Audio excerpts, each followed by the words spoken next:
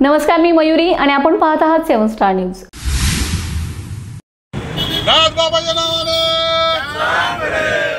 आंदोलनाचा तिसरा दिवस आहे. माननीय तहसीलदार साहेब, प्रशासनाच्या वतीने सर्व विभागाचे अधिकारी आलेले आहेत. हे आंदोलन आम्ही कशासाठी व का केलं आहे हे आम्ही वेळोवेळी प्रशासनाला कागदोपत्री दाखवून दिलं आहे. तरी प्रशासनाच्या वतीने आमच्या कागदाला कागद घेऊन या ठिकाणी आम्ही ज्या मागण्या करतोय त्याच्यावर ठोस कुठलीही कारवाई होत नाही. हा विटेकर जनतेवर व नाथभक्तांवर आम्हाला साहेब ही अन्यायकारक भूमिका वाटते. आम्ही एवढं ह्या विट्याच्या नाथबाबाच्या जमिनीच्या संदर्भात लढतोय.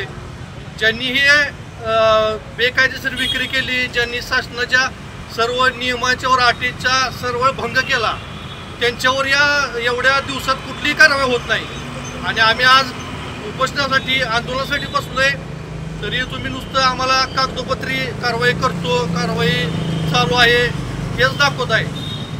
10 वर्ष झालं तो संदीप पाटील नामक कॉन्ट्रॅक्टर ज्या ठिकाणी बंगला बांधून राहत आहे त्याच्या नावावरती कुठली जमीन नाही. ही जमीन सर्व आता नाथ यात्रा कमिटीचं नाव लागलेलं आहे. तरी तुम्ही आम्ही त्यांच्यावर कारवाई करा म्हणतोय, तरी सुद्धा तुम्ही कुठलीही कारवाई करत नाही. आज चौकशी चालू आहे म्हणताय. नगरपालिका साहेबांना म्हणतोय की नाथ यात्रा कमिटीच्या नावावर जागा लावून घ्या, तरी तुम्ही त्यांना नोटीस काढणार, हे काढणार. ही का अन्यायकारक भूमिका ही का तुम्ही आम्हाला सांगताय? एवढ्या दिवस आम्ही अर्ज केलाय तरी सुद्धा तुम्ही ती यात्रा कमिटी नाव करत नाही. साहेब, हे साठी आम्ही आंदोलन करत आहे.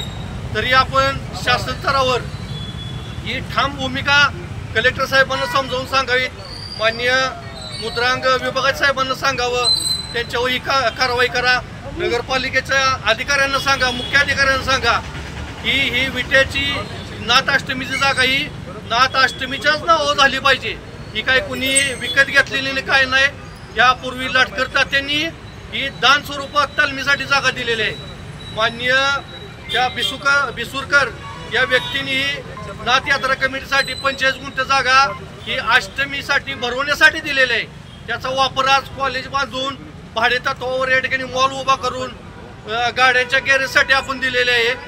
या शासनाच्या पूर्ण 12च्या 12 अटीचा या ठिकाणी भंग झालेला आहे. तरी तुम्ही जे शासन जमा करून घेऊन विटेकर नागरिकांसाठी खुली करावी ही आमची मागणी आहे. या मागणीचा तुम्ही काटेकोर विचार कधी करणार आहे? 1 महिन्यात जर या कारवाई झाली नाही यांच्यावर, तर मी 14 ऑगस्ट रोजी या ठिकाणी अन्न पाण्याचा त्याग करून आम्ही या ठिकाणी उपोषण करणार आहे. ही आमची मागणी आहे. ही शासनानं याच्यावरती गांभीर्याने विचार जर केला नाही तर या ठिकाणी शासन स्तरावर परत आम्ही या ठिकाणी सर्व आंदोलन या ठिकाणी सर्व विटेकर नागरिक व आमच्या सर्व यात्रा कमिटीतले या ठिकाणी करणार आहे. आज या ठिकाणी भैरवनाथ यात्रा कमिटी गडच्या जे सिटी सर्वे नंबर 445-1-4 नवीन 1 मधील जे काही बांधकाम आहे या अनुषंगाने नोंदीचा विषय संबंध नाही. आपण यांना आज ते उत्तर देत आहोत माननीय मुख्याधिकाऱ्यांच्याकडून. तर याच्यावरती आम्ही लवकरात लवकर तात्काळ कारवाई करू असं आम्ही त्यांना आवाहन करत आहे. तर त्यांनी आजचं उपोषण जे केलेलं आहे ते त्यांनी स्थगिती घ्यावी असं आम्ही त्यांना विनंती करतो. आता जे त्यांनी सादर केलेले आहेत कागदपत्र त्या अनुषंगानं जे आहेत ते प्रमाणे आपण कारवाई करतो. इतक्या दिवस त्यांनी जे मागणी केलेली आहे सदस्य त्यांचं म्हणणं आहे ते, पण ते जर प्राप्त झालं तर आम्ही ते माननीय मुख्याधिकाऱ्यांच्या समक्ष सादर करू.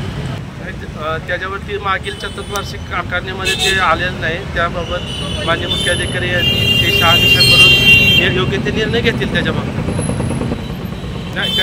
मुख्याधिकाऱ्यांनी असेसमेंट नोंद घेणे कामी आता सदरच्या जे प्रकरण आहे त्याच्यामध्ये असेसमेंटवरती नोंद घेणे कामी कर विभागाशी संबंधित आहे.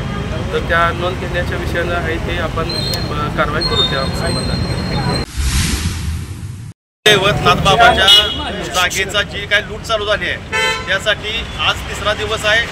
जे धरणे आंदोलन चालू केलं होतं या धरणे आंदोलनामध्ये ठळक मुद्दे आमचे रणजित पाटील यांनी सर्वांना सांगितलेलेच आहेत. महत्त्वाचा यामध्ये मुद्दा आहे की भैरवनाथ यात्रा कमिटी आणि नाथ उत्सव कमिटी त्याच्यामध्ये आत्ताचे अध्यक्ष हे सर्वांची फसवणूक करत आहेत. गावाची केली आहे त्याच्याबरोबर प्रशासनाची फसवणूक करत आहे. तर हा कागद आहे नाथ उत्सव कमिटी जी स्वर्गवासी आबा पाटील यांनी निर्माण केलेली होती त्याच्यावरच त्यांनी आता अध्यक्ष म्हणून बसलेत. पण त्यांनी त्याची फसवणूक करून शासनाला भैरवनाथ यात्रा कमिटी असा एक उल्लेख करून दिला. त्याच्यावर A17 नंबर आहे. A17 नंबर हा नाथोत्सव कमिटीचा आहे आणि ह्याची नाथबाबाची जी सर्व काही जागा आहे ती पट्टेवधीची जागा आहे. ती रजिस्ट्रेशन असणाऱ्या नाथोत्सव कमिटीच्या नावावर कधीही केलेली नाही. त्यांनी ही बोगसरित्या एक भैरवनाथ यात्रा कमिटी निर्माण केली आणि त्या जागेवर ती जागा त्या नावावर घेतली आणि ती जागा बेकायदेशीरित्या त्यांनी विक्री केली, परत माघारी घेतली. पण तिथं एक संदीप पाटील नावाचा इसम राहतो, हा त्यांचा पाहुणाच आहे.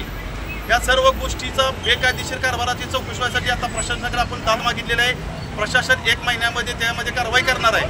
जर कारवाई नाही केली तर आम्ही 14 ऑगस्टला क्रांती दिनानिमित्त परत अमरून उपोषण तीव्रता वाढवणार आहे उपोषणाची.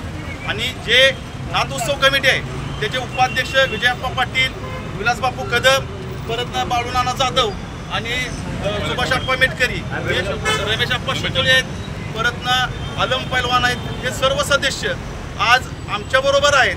गावाची लूट केलेली आहे. नाथबाबासारख्या देवाला त्यांनी आज आम्ही एवढं आरोप केलं. आरोप म्हणजे कागदोपत्री आम्ही आरोप करतोय. ह्याच्यावर सध्याचे अध्यक्ष कुठलेही उत्तर देत नाहीत. आज माझं मीडियाला सुद्धा आव्हान आहे की तुम्ही त्या अध्यक्षांना जाऊन एकदा विचारलं पाहिजे आहे ह्याचं खरं खोटं काय आहे. गावाला एकदा कळू द्या. लाखो रुपयाची इस्टेट कुठे गेली, लाखो रुपयाचे होणारे पैसे कुठे गोळा होतात.